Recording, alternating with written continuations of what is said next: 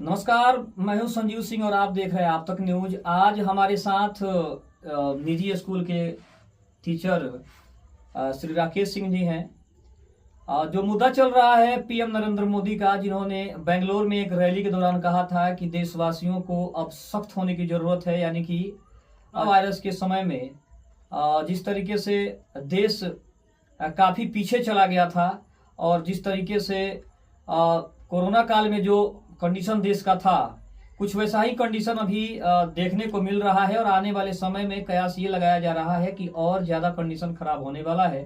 PM Narendra Modi ने कहा कि सोना आप 1 साल तक न खरीदें, डीजल पेट्रोल पे आप अंकुश लगाएं। तो इन तमाम मुद्दों पर, इसके अलावा चिराग पासवान की क्या सोच है, बिहार के तमाम नेताओं की क्या सोच है, इसी पूरे खबर को हम विस्तार से जानने के लिए हमारे साथ निजी स्कूल के शिक्षक श्री राकेश सिंह जी हैं। सबसे पहले हम इनका परिचय जान लेते हैं, उसके बाद हम इस मुद्दे पर इनसे बातचीत करते हैं। सबसे पहले आपका स्वागत है हमारे चैनल में। धन्यवाद। सबसे पहले हम चाहते हैं कि आप अपना परिचय हमारे दर्शकों को दें। मेरा नाम राकेश कुमार सिंह है, मैं डीएस पब्लिक स्कूल में पढ़ाता हूँ। सर, हम ये जानना चाहते हैं कि पीएम नरेंद्र मोदी जो कि हमारे देश के यशस्वी प्रधानमंत्री हैं, जो उनका स्टेटमेंट सामने आया है, उस स्टेटमेंट पे आप क्या कहना चाहेंगे? कितना सही उन्होंने अपील की है देशवासियों से? बिल्कुल उचित समय पर सही निर्णय उन्होंने लिया है, क्योंकि अगर ऐसा नहीं करते हैं तो हमारा देश पूरी तरह कंगाली की हालत में चला जाएगा। तेल मंगाते हैं, जिसके वजह से सरकार को ये सारे निर्णय लेने पड़े हैं। दूसरी तरफ विपक्ष का ये कहना है कि जब से मोदी जी आए हैं उसके बाद से देश में, चाहे वो कोरोना काल हो, नोटबंदी हो, और अब ये सोना नहीं खरीदना, पेट्रोल डीजल का उपयोग कम करना, कुछ लोगों का तो ये भी कहना है कि जब से पीएम नरेंद्र मोदी ने देश की गद्दी संभाली है तब से ही कहीं ना कहीं भारत में ये तमाम तरह की समस्याएं आ रही है। क्या कहना चाहेंगे इसके ऊपर? समस्याएं तो देश में आती ही रहती हैं और वक्त के हिसाब से निर्णय लेना पड़ता है, और हमारे आदरणीय मोदी जी ने जो निर्णय लिया है वो बहुत सुंदर निर्णय है, क्योंकि हमारा पड़ोसी मुल्क बहुत ही पहले लॉकडाउन, वर्क फ्रॉम होम कर चुका है, जबकि हमारे देश ने बहुत सारी समस्याओं को हल करते हुए आगे हमारा देश बढ़ा है। और यहाँ तक कि हम लोग गैस की भी किल्लत से जूझ रहे हैं, लेकिन हमारे माननीय प्रधानमंत्री के नेतृत्व की वजह से ही अभी तक हमारे देशवासियों को पर्याप्त मात्रा में तो गैस नहीं मिल रहा, लेकिन 90% लोगों तक गैस उपलब्ध हो जा रहा है। यह हमारे देश की महानता है। सर, हम एक चीज और आपसे जानना चाहते हैं कि केंद्रीय मंत्री चिराग पासवान, जो कि अभी एनडीए के एक प्रमुख अंग हैं, 2025 के विधानसभा चुनाव में जो है उन्होंने 19 सीटें भी जीती। लोकसभा का जो चुनाव हुआ था 2024 में, वहां पर भी उन्होंने 5 सीटें जीती। कितना कारगर साबित हो रहे हैं एनडीए के साथ आने के बाद? क्या चिराग पासवान का भविष्य उज्जवल है?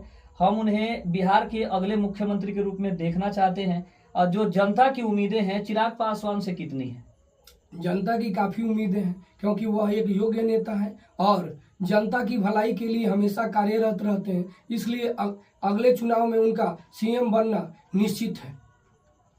तो ये मानते हैं कि केंद्रीय मंत्री चिराग पासवान, जिन्हें प्रधानमंत्री नरेंद्र मोदी का हनुमान भी कहा जाता है, क्या ये इतने योग्य हैं कि आने वाले 2030 के विधानसभा चुनाव में उन्हें पार्टी सीएम के फेस के रूप में सामने लाएगी जनता के सामने?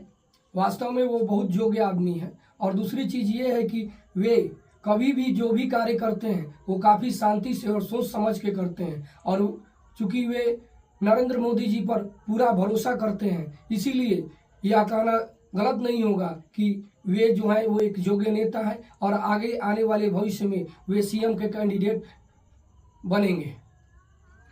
दूसरी तरफ अगर हम बात करें तो इन तमाम मुद्दों पर जो विपक्ष है, जो तेजस्वी यादव हैं, विपक्ष के नेता हैं, उनका कहना है कि मोदी जी से देश संभल नहीं रहा है।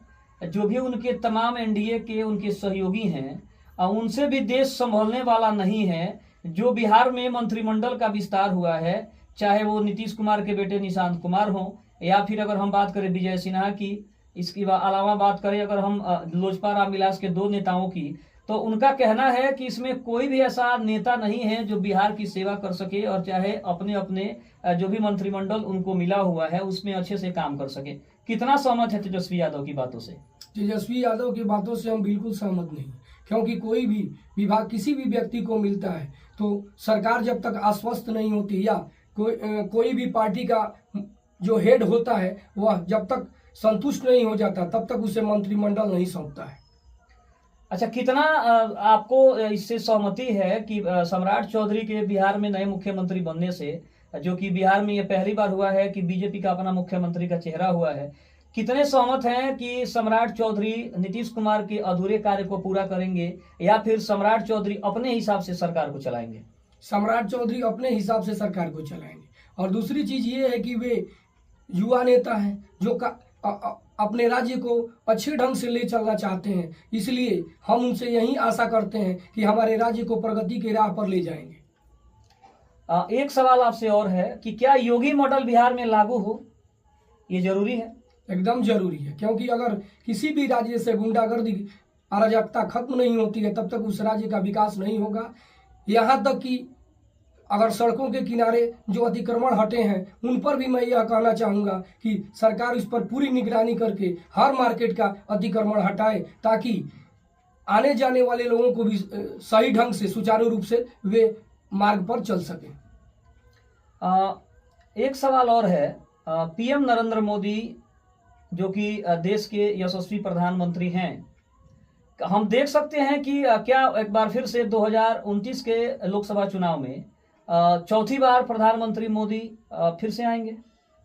निश्चित तौर से आएंगे, क्योंकि उनका कार्य जो है वो बहुत अच्छे ढंग का है, और कोई भी आदमी जब अच्छा ढंग से कार्य करता है तो वह आगे चलकर जीतता ही है। और यही है क्योंकि कांग्रेस के पास कोई भी योग्य नेता नहीं है जो कि उस पार्टी को इस मझधार से निकाल सके।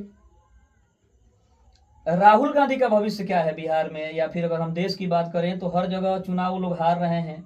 अभी हाल में जो चुनाव विधानसभा के हुए हैं, चाहे वो हम असम की बात कर लें, बंगाल की बात कर लें, केरला की बात कर लें, या फिर हम अन्य राज्यों की बात कर लें, तो क्या लगता है कि कांग्रेस की वापसी संभव है देश में, या फिर कांग्रेस पूरी तरीके से खत्म होने की कगार पे?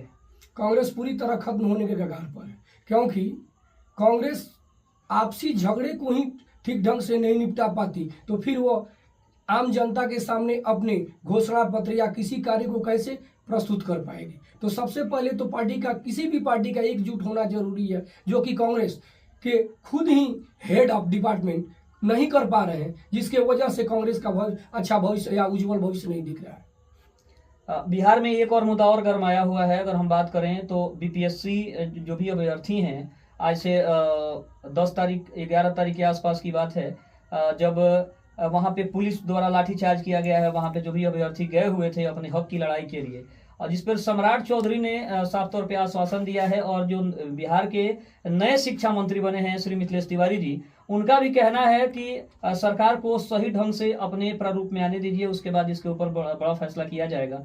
कितना उचित है समय से पहले ही जाकर अगर उग्र प्रदर्शन पटना में हो रहा है तो क्या अभ्यर्थियों को थोड़ा संयम बरतने की जरूरत है, या फिर सरकार को इसके ऊपर जल्द से जल्द एक्शन लेना चाहिए? अभ्यर्थियों को संयम बरतना चाहिए तथा सरकार को भी शांति से इस मुद्दे पर निर्णय लेना चाहिए, ताकि तैयारी 4 के जो बच्चे हैं, जो तैयारी करने वाले हैं, एग्जाम देने वाले, उनका भविष्य बर्बाद नहीं हो। इसके लिए सरकार सोचे और ठीक ढंग से काम करे, ताकि बच्चों का भी भविष्य बर्बाद नहीं हो। और दूसरी चीज, प्रशासन भी चूंकि सरकार के आदेशों का पालन करती है तो प्रशासन भी संयम में रहे, ताकि हमारे शिक्षकों के साथ अच्छा व्यवहार हो, ताकि वे कोई गलती ना दोहराए। और अंतिम में एक सवाल और है कि तेजस्वी यादव और केंद्रीय मंत्री चिराग पासवान, दोनों में से बिहार के लिए बेहतर नेता कौन है? नहीं, तेजस्वी यादव बहुत अच्छे नेता हैं, लेकिन उनकी पार्टी की भी वही हालत है कि वे एकजुट नहीं रख पाते, इसी वजह से वो लोग हार रहे हैं। इसलिए सबसे बढ़िया ये चिराग पासवान ही होंगे। तो 2030 के विधानसभा चुनाव में क्या हम चिराग पासवान को बिहार का अगला मुख्यमंत्री देख रहे हैं? निश्चित तौर पर। क्या लगता है, चिराग पासवान अगर अकेले चुनाव लड़े बीजेपी से अलग हटके अपनी पार्टी से, तो कितनी संभावना है कि वो बिहार के मुख्यमंत्री बन सकते हैं?